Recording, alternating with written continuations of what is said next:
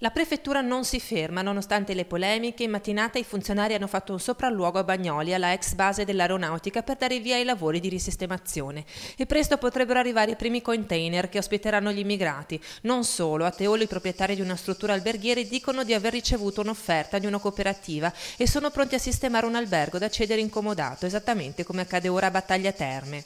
I primi cittadini dell'area termale si sono incontrati ad Abano con l'assessore al turismo Federico Caner. Opponetevi, ha detto i sindaci, ed è nata una polemica perché i sindaci vorrebbero opporsi, fare qualcosa, ma non hanno strumenti. Una propaganda elettorale, non abbiamo più bisogno, affrontiamo i problemi, qui abbiamo un problema. No, in effetti i sindaci sono in difficoltà perché non hanno strumenti. Qualcuno ha provato a livello urbanistico a parlare di inagibilità delle strutture, ma poi sa, se queste strutture magari vengono messe a posto dal proprietario di turno perché ha fatto un accordo con la cooperativa per mettere dentro i clandestini, ovviamente salta anche questo criterio.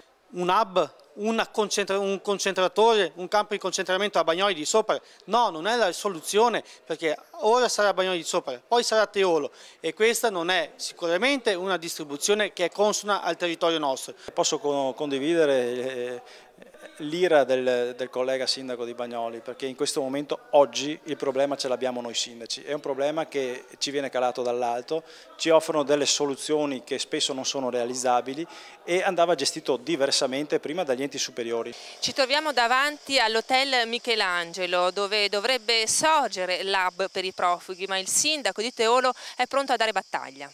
Per il momento lo strumento a disposizione è quello dei permessi urbanistici, ma quando la struttura sarà messa a sistema nulla potrà impedire al proprietario di prendere accordi con le cooperative.